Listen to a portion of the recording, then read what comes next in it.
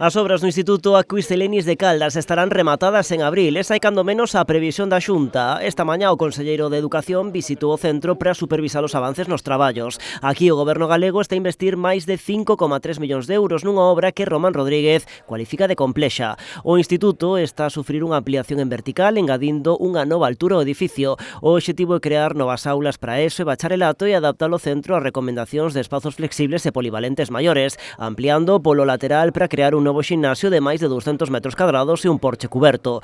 Como consecuencia da ampliación tamén se coloca unha nova cuberta de panel sándwich de 3.000 metros cadrados. Tamén se está a mellorar a eficiencia enerxética do edificio xa existente, renovándose a envolvente e o cambio de 370 fiestras e 12 portas.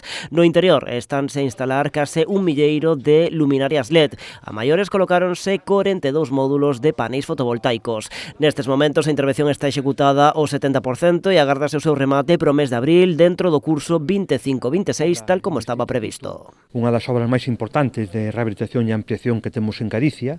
Estamos a falar dun investimento de máis de 5 millóns, 5,3 millóns en concreto, e o que está permitindo é habilitar novos espacios. Estamos construindo en torno a 3.800 nova superficie dentro do centro, máis aulas, máis espacios polivalentes, tamén un novo ximnasio, e iso vai permitir tanto manter o servicio en mellores condicións como posibilitar no futuro ampliar a oferta educativa e dar cabida ao incremento de matrícula que se prevé para este instituto.